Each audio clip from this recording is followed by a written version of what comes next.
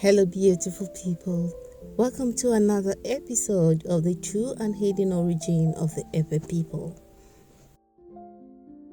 This episode is dedicated to talking about the dressing styles or the clothing fashion of the ancient Hebrews, who were called differently by different people in different timelines, including Ebe, Hebe, Hebo, Hebo, Ibe, Every, and Ewe.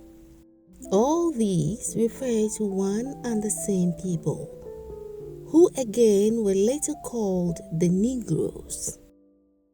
Out of the Hebrews descended the Israelites, who were referred to as Ewes or Ewes. Ewes was later corrupted to Jews. The Hebrews were a people with great cultural history, so we would consider both the Israeli and the larger Hebraic cultures. Why should we consider dress code of the ancient Hebrews? And why should we be fascinated about how Jesus dressed on earth? Is it really important? Yes, it is important. First, for the world to understand that the Ewe people are truly the Hebrews. And secondly, for the Ewe people to know how their forebears dressed so they can assess themselves if they are removing the ancient landmarks or they are keeping and honoring them according to the scriptures. So, how did the ancient Hebrews dress?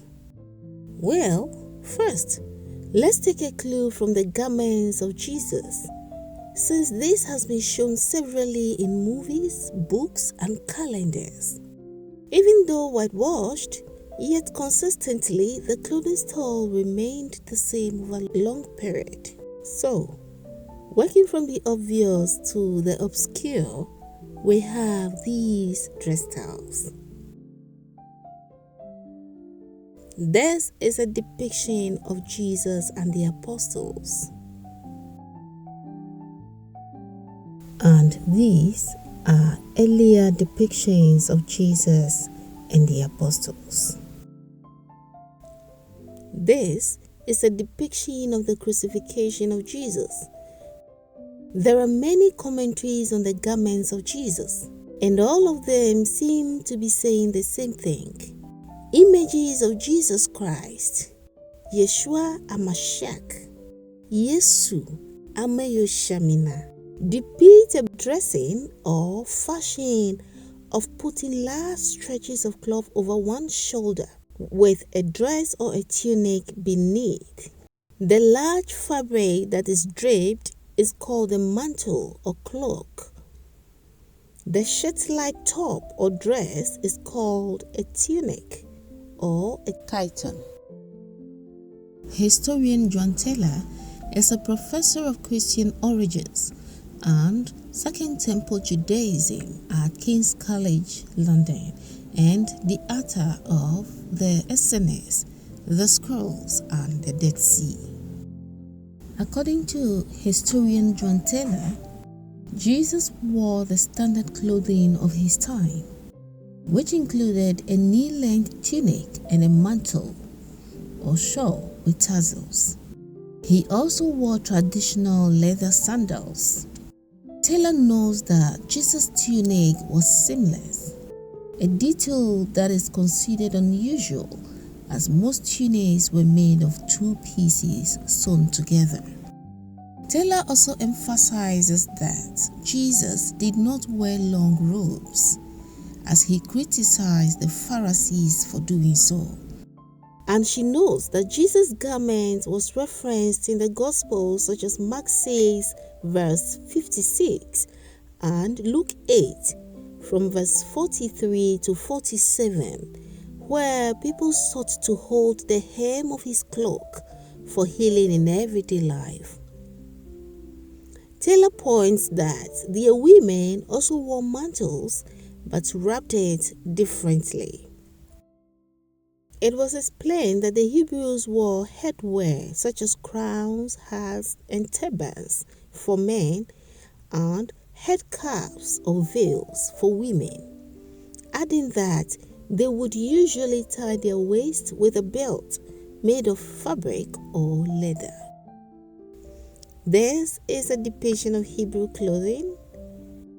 This is a depiction of Moses. This is a depiction of Israelite men.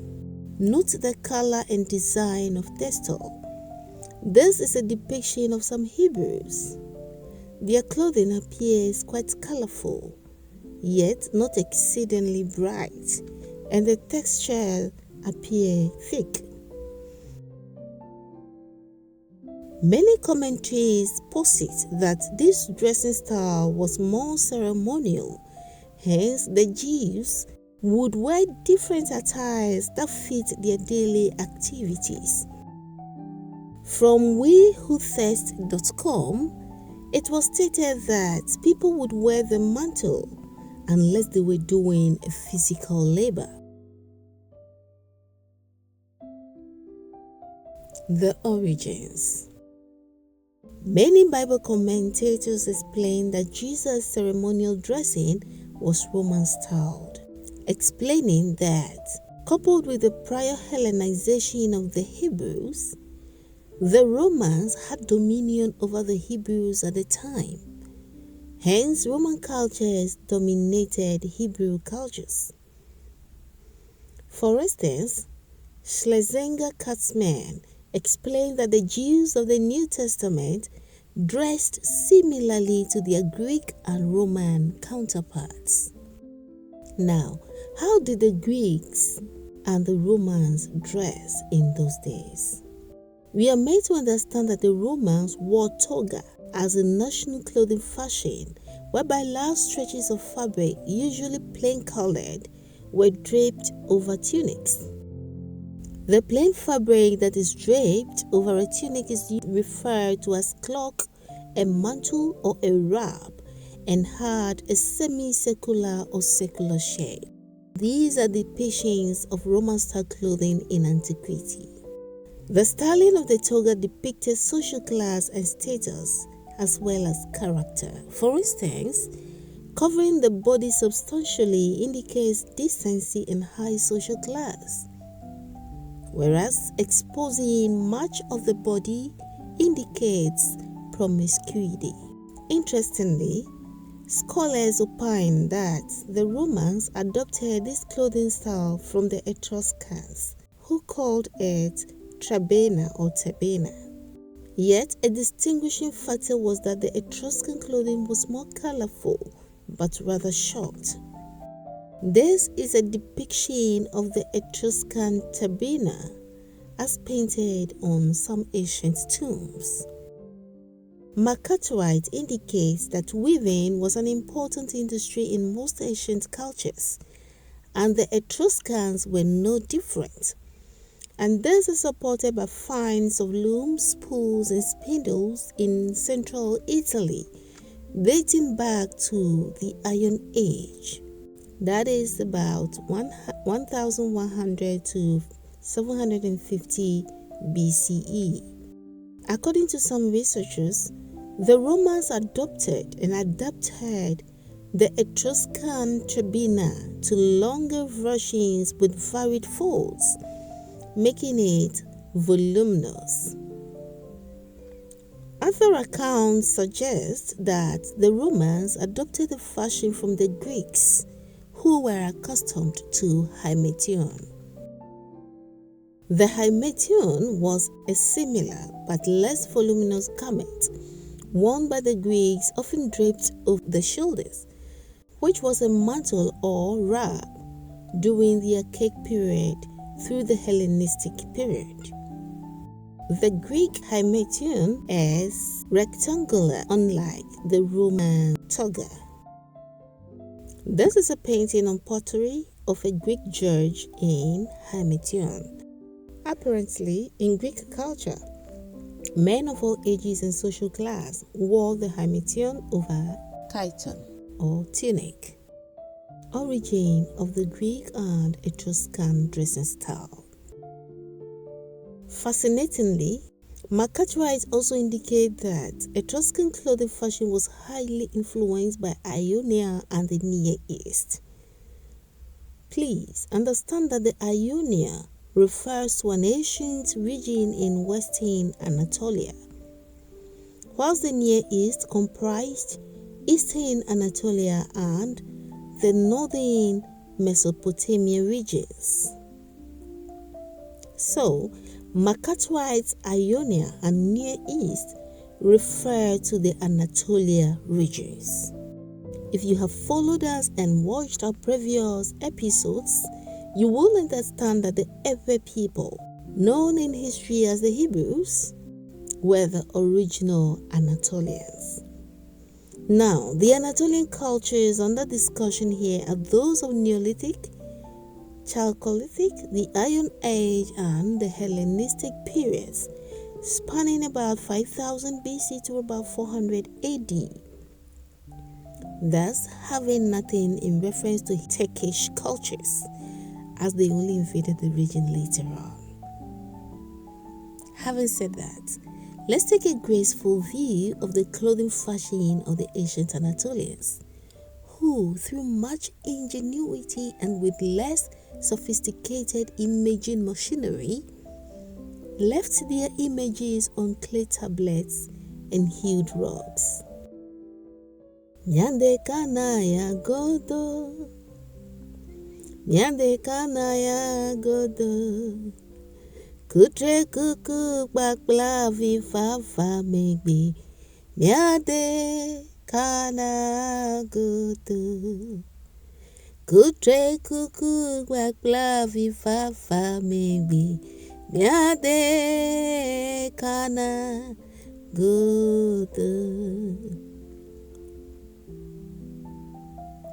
A good look will reveal large stretches of fabric draped over one shoulder with a tunic underneath. This sure looks like the toga, the hamition, and the tribina with just little variations. Truly, the ancient Anatolians were the originators of tunic and mantle dress styles. May their memory be blessed. The result of a quick online search would support this finding by stating that in ancient Anatolia, clothing styles varied across regions and time periods, but generally featured tunics, mantles, and cloaks, with wool being a primary fabric and linen a luxury import.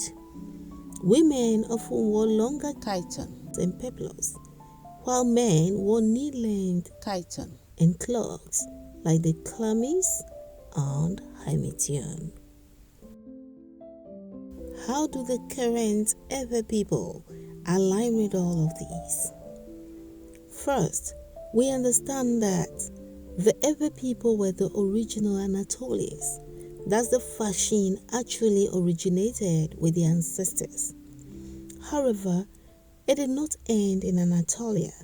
Till date, the Ewe people still dress in mantles or cloaks with or without tunics, but mostly with tunics for ceremonies. As ceremonial traditional Ewe clothing, men dress this way.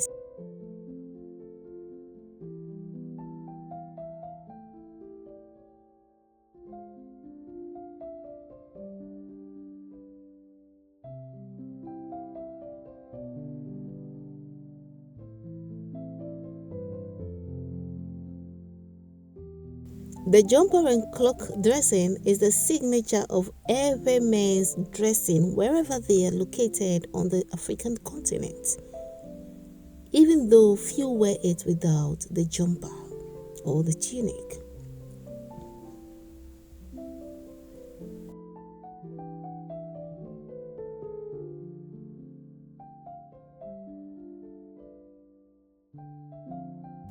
Again, whilst ordinary women wear the mantle around their body, securely fastened at the waist by fabric belts and adorned with headscarves, Their female royals drape peplums over it, which covers the chest to one shoulder in a tight or loose fashion, depending on choice.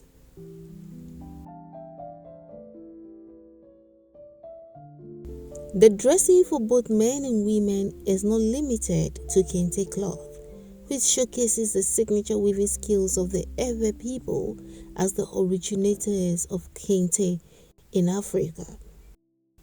It applies to all fabrics of choice. Ewes in Ghana, Togo, Benin, Nigeria, Cote d'Ivoire, Liberia, and elsewhere dress in this manner. A number of these groups are called by different names today. However, they are the same people, united by the same culture, same identity, same ancestors. This is a simple comparison between the clothing of the ancient Hebrews and antique Ewe kente designs. The colors and the designs appear similar. Still on Ewe kente and ancient Hebrew clothing, these are fragments of ancient Hebrew mantles and cloaks found in Masada, being compared here with some Ewe kente designs. Technically, the term used to denote clothing or the phrase to clothe or to cover in Hebrew language is kateh, and every language has it as kateh kente.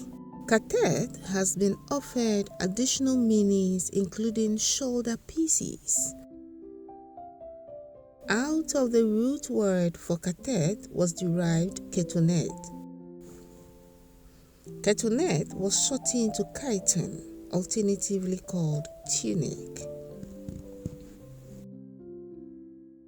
Thankfully, a tunic of Jesus has been preserved. And this is a tunic taken in the 1620s from the king of Alada, an Ewe kingdom in present-day Benin. Comparing the tunic of Jesus Christ to that of the king of Alada, after almost 16 centuries, there is striking resemblance.